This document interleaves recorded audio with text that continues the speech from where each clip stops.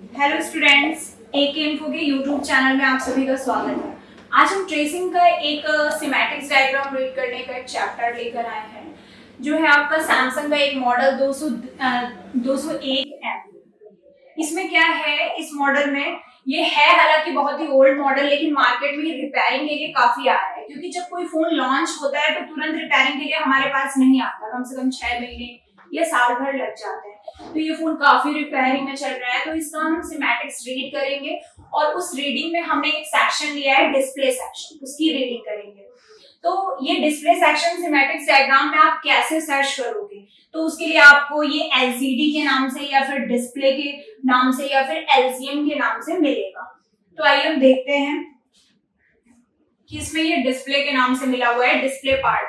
ये है display connector, जिसका कोड दिया गया है SDC 6001। ये कितनी पिन का कनेक्टर है? 34 पिन का कनेक्टर है।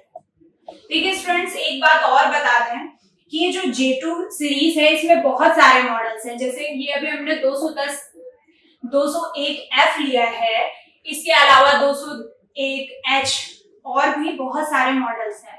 थोड़े मिलते जुलते हैं, लेकिन आईसीज कभी सिमिलर हो सकती है, वोल्टेजेस सिमिलर हो सकते हैं, ये सारी चीजें इसमें होती हैं। तो एक मॉडल अगर आप समझ लोगे तो बाकी सारे मॉडल को रीड करना सिमेटिक्स में आसान हो जाता है। तो ये हमारा कनेक्टर है 34 पिन का। जब आप इसे देखते हो बोर्ड में,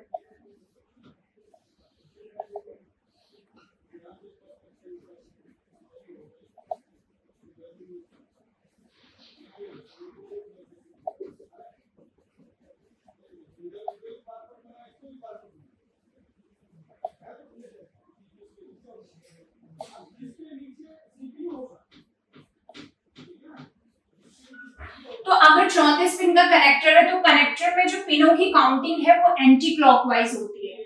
अगर 1 पिन ये है तो ये 17, 18 और 34 पिन ये होगी। यहाँ पे क्या होगा, एक मार्क बना होता है बोर्ड में, जो कि हम आपको अभी दिखाएंगे पीसीबी में। दूसरा कनेक्टर कुछ इस तरह होता है कि ये कनेक्टर बना हुआ है और इसमें अगर फर्स्ट पिन ये है तो सेकंड ये होगी, थर्ड पिन अगर ये है तो फोर्थ ये होगी, अगर फिफ्थ ये है तो सिक्स्थ ये होगी। इस अकॉर्डिंग होता है। तो कनेक्टर की जो काउंटिंग है ये दो तरीके से होती है, एक एंटी क्लॉकवाइज और एक इस तरह होती है, लेफ्ट राइट। तो अभी हम बात करते हैं इस डिस्प्ले कनेक्टर में। इसमें अगर ये 34 पिने हैं तो इसमें पिन नंबर 1, पिन नंबर 7, 13, 19, 25 और इधर आपका राइट हैंड साइड 26 यानी 26 पिन ग्राउंड की गई है। यानी ऑलमोस्ट कितने पिने ग्राउंड है? 1, 2, 3, 4, 5 पिने इसमें ग्राउंड है। दूसरी बात यह है कि इस डिस्प्ले कनेक्टर में ही टच की लाइन है और इसी में लाइट की भी लाइन होती है। आज हम सिर्फ आपको ग्राफिक्स की लाइन के बारे में बताएंगे। आजकल डिस्प्ले सेक्शन में EMI फिल्टर्स लगकर आते हैं। EMI फिल्टर्स मींस होते हैं डबल कॉइल, जिसे कपलर बोलते हैं।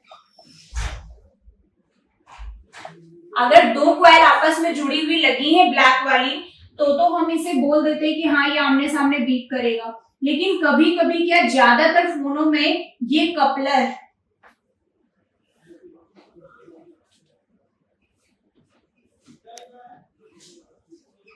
कुछ इस तरह मिलता है। तो ये जो आपको देखने को मिल रहा है ये सपोर्टर है। और वाटर डैमेज फोन, ये इन सब प्रॉब्लम्स में अगर ग्राफिक नहीं आते यानी डिस्प्ले व्हाइट आती है तो ये कपलर ब्रेक हो जाते हैं। तब हम इन्हें आमने सामने बीप चेक करते हैं, बीप ना देने पर इन्हें हम जंपर करते हैं। तो ये हमारे कपलर हो गए। अब हम देखते हैं इसमें कि कपलर कहाँ है। तो ये देखिए F6001, ये कपलर लगा हुआ है जिसमें डेटा की निगेटिव और पॉजिटिव लाइन आई।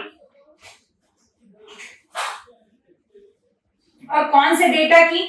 यहां से आप देख सकते हो, यहां लिखा है लैन E1, यानी ये डेटा 1 की निगेटिव लाइन है, ये डेटा 1 की पॉजिटिव लाइन है। इसके नीचे जब हम आते हैं तो यहाँ पे देखिए लिखा है लेन 0 एंड लेन 0p, यानी ये डेटा 0 की पॉजिटिव और निगेटिव लाइन है। इसके नीचे हम देखते हैं क्लॉक, तो क्लॉक की निगेटिव और पॉजिटिव लाइन है। इसमें निगेटिव पॉजिटिव क्लॉक के अलावा सिंगल मेन क्लॉक भी आती है जिसमें लिखा होगा MCLK। दूसरी बात, ये डेटा की लाइनें कितनी होती हैं, तो डेटा में क्या है, एक होता है आपका, पहले क्या होती थी, डिस्प्ले बहुत छोटी होती थी, आजकल डिस्प्ले का साइज काफी ब्रॉड हो गया है जिसकी वजह से डेटा 0 प्लस डेटा 0 माइनस ये हो गया। इसके बाद data 1 plus data 1 minus, data 2 plus data 2 minus. तो इससे क्या होता है कि डेटा प्लस माइनस के बीच में एक एक कपलर लगा दिया, डेटा 1 प्लस माइनस के बीच में दूसरा कपलर लगा दिया।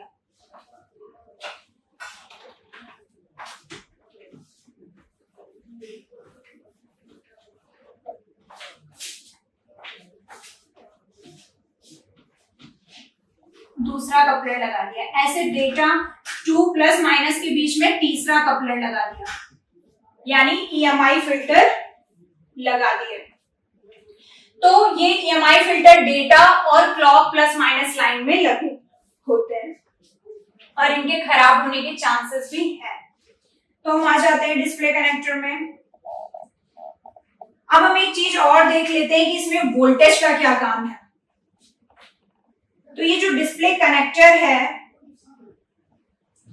इसमें आप पिन नंबर 3 देख रहे हो, ये है इनेबल ऑन, यानी इनेबल ऑन डिस्प्ले प्रॉपर आनी चाहिए इसलिए इनेबल आता है।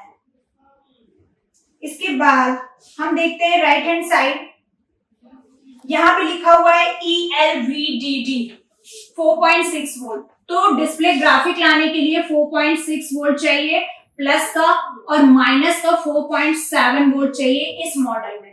तो देखिए प्लस माइनस 4.9 वोल्ट, तो यहाँ पे देख रहे हैं प्लस का 4.6 वोल्ट, और यहीं पे आपको मिलेगा ये देखिए, ये जो नीचे वाली पिन है 29, 31, 33, इसमें कितना मिल रहा है, माइनस 4.9 वोल्ट। अगर ये दो वोल्टेज नहीं मिलते हैं डिस्प्ले कनेक्टर में स्लीप मोड से बाहर आने के बाद, तो 100% डिस्प्ले ग्राफिक नहीं आएगा। और ये डिस्प्ले ग्राफिक वोल्टेज बनाने के लिए एक डिस्प्ले आईसी लगी हुई है, और वो डिस्प्ले ड्राइवर आईसी सिर्फ डिस्प्ले आईसी नहीं है, उसी में आपका लाइट आईसी भी इंक्लूड है।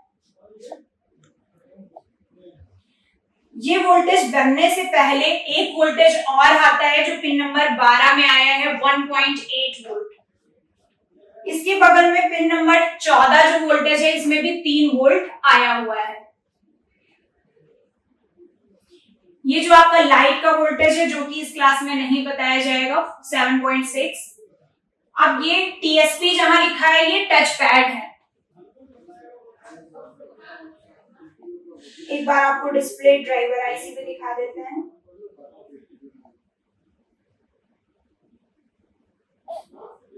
ये देखिए इसमें ये डिस्प्ले ड्राइवर आईसी लगी हुई है, SM3004 इसका नंबर है। अगर कोई भी वोल्टेज नहीं बनते, ग्राफिक लाइट के तीनों वोल्टेज, 2 ग्राफिक का वोल्टेज और एक लाइट का वोल्टेज जो 7 वोल्ट के ऊपर है, तो ये लाइट आईसी खराब होगी, लाइट और ग्राफिक आईसी, या फिर इसमें इनपुट वोल्टेज नहीं आ रहा होगा। जो इनपुट वोल्टेज है VPH PWR DC to DC converter से 3.7 वोल्ट आता है। तो हम आपको नेक्स्ट वीडियो में इसकी सिमेटिक्स की डिटेल बताएंगे और इसका प्रैक्टिकल करके दिखाएंगे कि वोल्टेज कहाँ कैसे कितना आता है। इस वीडियो में इतना ही, थैंक यू।